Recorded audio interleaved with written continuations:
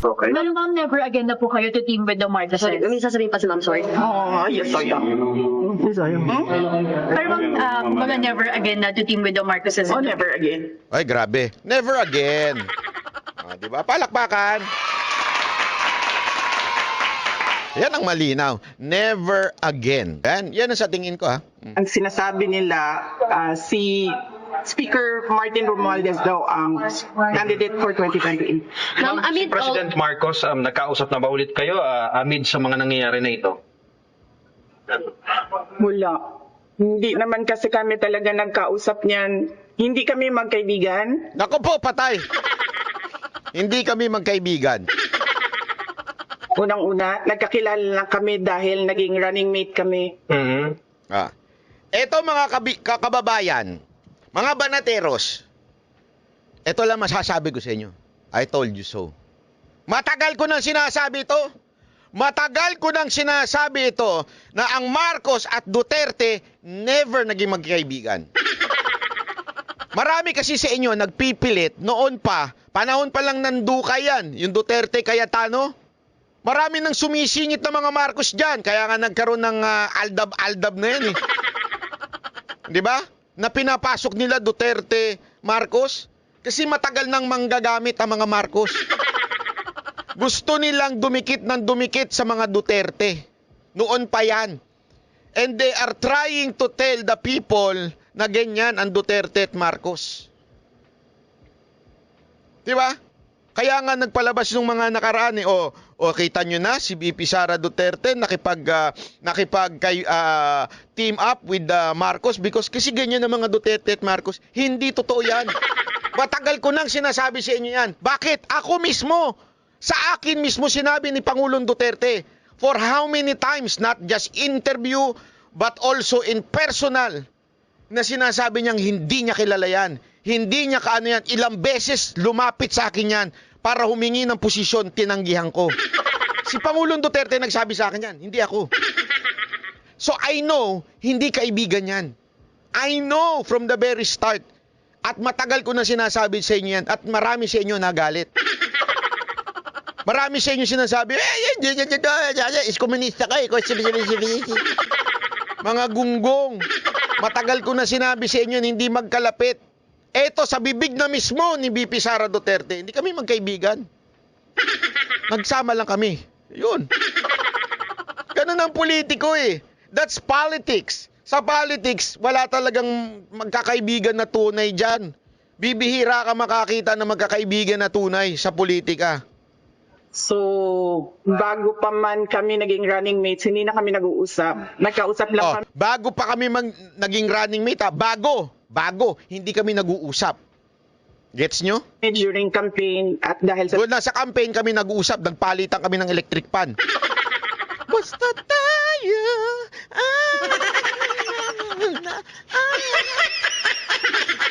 Doon na sila nag-usap. Trabaho noon, banda ngayon, di na kami Pero ma'am, kailan po yung last na Ang kaibigan ko talaga si Senator Amy Marcos. Ayan. Yan talagang kaibigan niya si Senator Amy, which is, alam naman natin, nakikita naman natin yan palagi. So, hindi siya kay Bongbong Marcos ever naging kaibigan. Kaya lang, VP Sara Duterte, ingat ka dyan. Ingat ka, madam, kay Senator Amy. Ha? Tandaan ninyo, sabi nga nila ano ba yun? Blood is thicker than the water. O blood is thicker than the oil. O blood is thicker than the paste. Makapal ang mukha nun, madam. Na dumidikit-dikit sa inyo, baka mamaya, one day, baka paikutin kayo niyan. Although, hindi naman niya kayo kaya kasi matikas kayo, madam eh. Pero ingat lang kayo kasi tandaan natin, Marcos pa din yan. Kilala niya ako since 2012. Pero ma'am, kailan po yung naging last na pag-uusap niyo po ng Nung nag-tender ako ng resignation, yun yung last na nagkausap kami ni President Ma'am, Marcos. do you think kung si President Marcos magsalita para sa inyo and on behalf of you, baka maayos kaya ito nangyayari dito sa Kongreso? Alam nyo, kasi madami hindi nakakilala sa akin, pero mag-share ako konti ng ugali ko. Hindi ako humihingi ng tulong. Alam yan ng tatay ko, naging may... Nako, matindi to.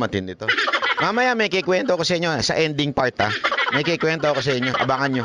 Or siya naging president siya. Hindi ako humingi ng tulong talaga. Ma'am, Kaya nga kanina kung nakita ninyo, lumapit ako kay Congresswoman Gloria Arroyo. Sinabihan ko siya, ma'am, huwag ka na magpa-stress. Dahil dito sa ginagawa nila sa akin, kaya ko ito.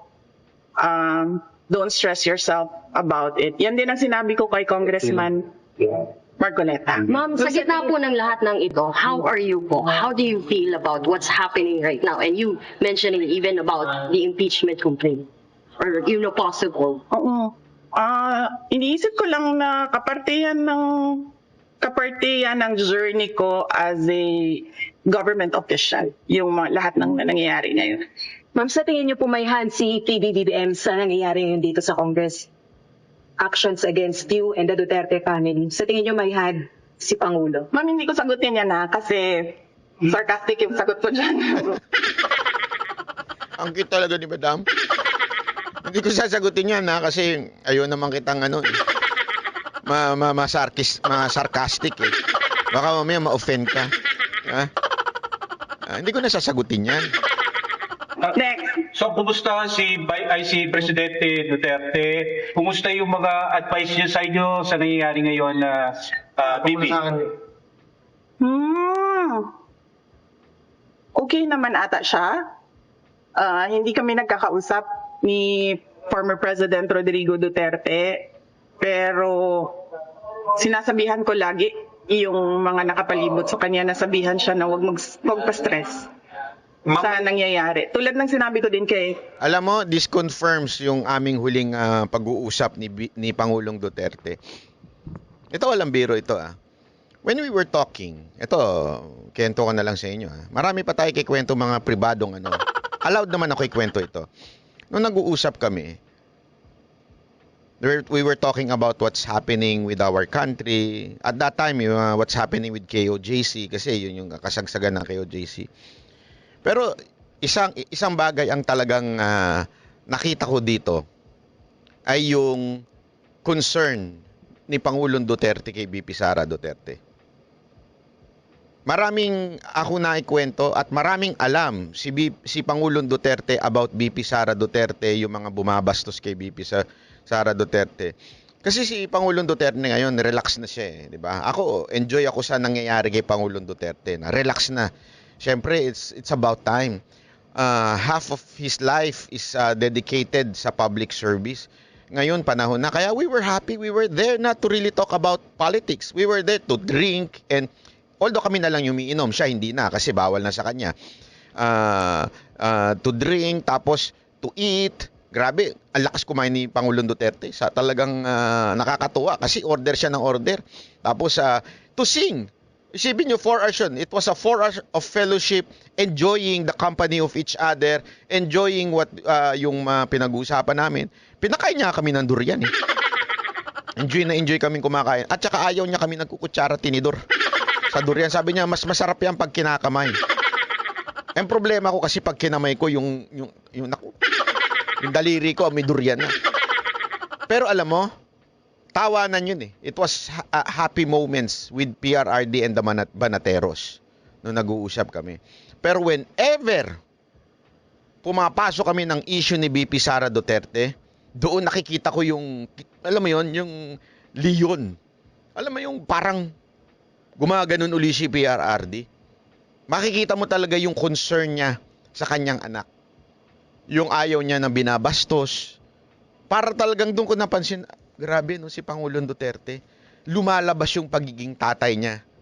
Every time na pumapasok yung kwentuhan about BP Sara Duterte. Kaya ito, tama yung sinasabi ni BP Sara Duterte na sinasabihan niya yung mga nakapaligid na huwag ma-stress. Kasi doon talaga hindi naman na-stress. Doon para bagang yun yung concern lagi ni Pangulong Duterte. Yung kung ano nangyayari sa anak niya. Mahal na mahal niya itong anak niyan to. Maniwala kayo sa akin. Mahal na mahal niya itong anak niyan to. Kita ko yun. 4 na oras kami. Every time. Kasi iba-iba pinag-uusapan namin. Mapabaril, mapamotor, lahat ng mga hobbies niya, mga ginagawa niya. pinag-uusapan namin. Pero pag pinag-usapan na namin si VP Sara Duterte, grabe yung pagmamahal ni Pangulong Duterte kay VP Sara Duterte.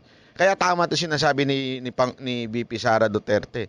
Sinasabihan niya yung tatay ng mga nakapaligid sa tatay niya na wag mag-worry tungkol sa kanya. Alam mo, Pangulong Duterte, I hope you are watching this. Iba yung anak nyo. Matikas yung anak nyo. You do not have to worry with your daughter. Your daughter is like an eagle. Alam mo, eto may napanood nga ako eh. Eto, napanood ko lang to sa isang shorts sa YouTube. Sabi doon, there are two animals that are ginamit ng Diyos na parang nagsisimbolo ng kanyang karakter. Alam niyo ho ba yun? Alam niyo yung kung yung dalawang animal na yon na nagsisimbolo ng karakter ng ating Diyos na lumikha? Agila, eagle, and lion. Nakakatuwa kasi nung napakinggan ko, sabi ko, nga, no, garang ganun din yung mag-aman na si Pangulong Duterte at si VP Sara Duterte. Si VP Sara Duterte yung eagle, yung parang leader ng, alam mo yun, ng birds, at ang Leo naman leader dito sa animal kingdom, dito sa lupa. Ganun na ganun silang mag-ama. I am not saying God sila, hindi yon. Maka yung mga tatanga-tanga dyan na tinulod mo sa Diyos, hindi. Ibig ko sabihin, the character, yung pagiging leader, nandun sa dalawa, nandun sa mag-amang si Pangulong Duterte tsaka kay VP Sara Duterte. Ma'am, GMA kanina. Ma'am, may regrets ba kayo na sumama kayo sa unit team kasama si President Marcos? Medyo mahaba kasi yan eh. It needs a sit down. Sit down tayo, ma'am. Anyway. Basihan ba yung sinasabi niya na this is targeted para sa 2028, hindi kayo iboto ng mga tao? May basihan ba yun? May plano na ba kayo sa 2028, ma'am? O siya ang nagsabi. Yung Kala nyo, matatrap nyo. So ibig mo ba sabihin niya, may plano ka talaga, ma'am, sa 2028? Andali, hindi ako nagsabi noon, yung congressman na taga Maynila, yung pinlay natin kahapon, yung video. Papanoorin nyo na lang yung video ko kahapon. Yung congressman ng taga Maynila, yung epal-epal doon na nagsabing may plano ako sa 2028, hindi ako. Sino yun? Yes, yung nag-privileged speech. Siya yung nagsabi. Pero kayo, ma'am? Na huwag pagkatiwalaan. Yan ba yung gusto or nag-aambisyon mag-presidente? Siya yung nagsabi. Pero kayo, ma'am, wala Pero kayo ba, tatakbo ba kayo 2028? Noong 2019, tinanong ninyo ako kung tatakbo ako sa... Noong 2020? 2017, tinanong ninyo ako kung tatakbo ako sa 2019. Tama ba yun? 2022. Noong 2019, tinanong ninyo ako kung tatakbo ako sa 2022 at sinabi ko na mag-a-announce ako kung tatakbo ako or hindi January 2021. Sinabi ko magsasagot ako January 2021. Ngayon? Ngayon na, kailangan. Sa ngayon, this very minute, magsasabi ako kung tatakbo ako sa fourth quarter ng ng 2026. 2026. VP, sorry to ask this question. Nagsisisi po ba kayo hindi nyo sinunod yung payo ng tatay nyo about sa pagtakbo? Hindi nyo... Grabe naman yung tanong na yun. Ma'am, that is a very good question. Needs a sit down. Bibigyan kita ng pakunti ngayon. Naririnig niyo si PRD, di ba, ngayon? Nagsasabi siya, huwag ka tumakbo, President. Ngayon, sinasabi niya, yan din ang sinabi niya noong 2021. Huwag ka tumakbong President. Kasi nanggaling na ako dyan, sabi niya, hindi siya madali na trabaho. Maawa ako sa'yo. He never said na run for President. Eto, kasi baka sabihin ng iba, di ba sinabi ni Pangulong Duterte, especially doon sa interview ko na bakit di siya tumakbong presidente? Remember the context of that. Nung in-interview ko si Pangulong Duterte, yun yung sumabog na interview natin, yung trending na yun, it was the time na tumakbo ng Vice President si VP Sara Duterte ni Bongbong. So ang sinasabi ni Pangulong Duterte, dapat, hindi na siya, kung tatakbo rin naman pala siya as Vice President, sana tumakbo na lang siyang presidente. Yun yung sinasabi, yun yung konteksto ng sinabi ni Pangulong Duterte. Ang totoo talaga niyan, ayaw niyan tumakbo si VP Sara Duterte ng national o specifically president. Ayaw niya.